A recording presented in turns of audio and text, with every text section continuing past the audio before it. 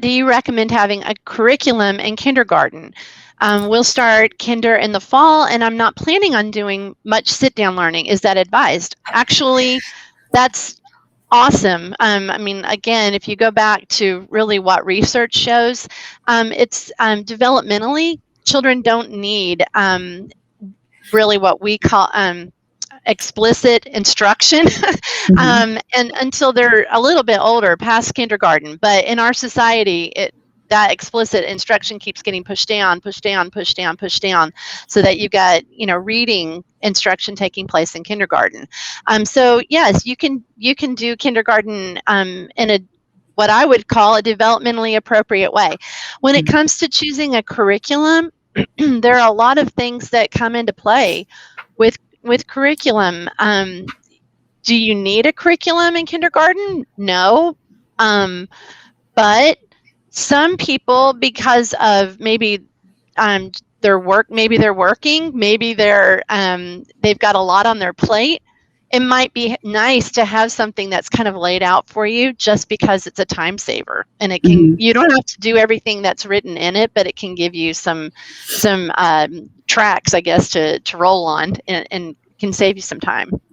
Vicki, what do you think? Well, I'd also like to remind our viewers here that you've been homeschooling. If you've got younger kids, you've been homeschooling. You've homeschooled from birth. I love that.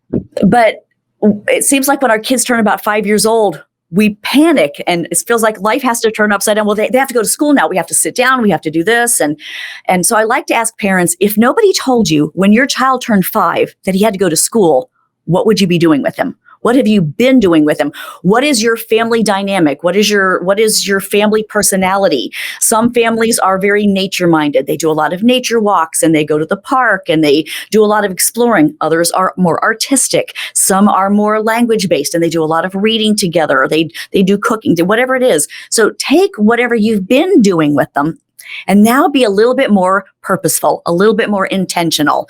You don't have to do everything all at once. So for example, if you're a family that loves to go to the library and get library books, you might look at something, if you want something a little bit more purposeful and slightly structured for you, if you feel more comfortable, you might look at something like 5 in a Row, where it's a unit study approach for you based on classic kids books that you're already reading to your kids. And it just gives you a couple of activities each week that you can pick from to do based on the book. So now you're taking what you're already doing, and you're just stepping up the game a little bit. So that's just important to me, that we're just intentional about life, and then you don't have to panic about that. Yes, as your kids get more mature, obviously you're going to integrate a little bit more of maybe something a little bit more purposeful from an academic perspective.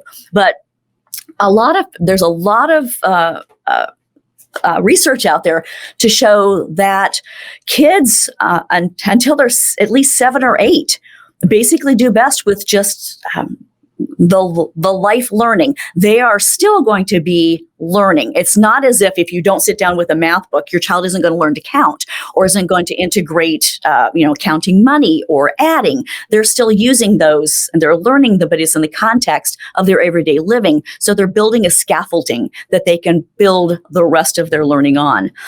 So John Taylor Gatto, the author of The Underground History of American Education, he was the New York State History Teacher of the Year. And he once said that it's not a verbatim quote here, but that pretty much all of your basic math and language skills could be learned in under 100 hours of purposeful intention when the child is mature and ready for that.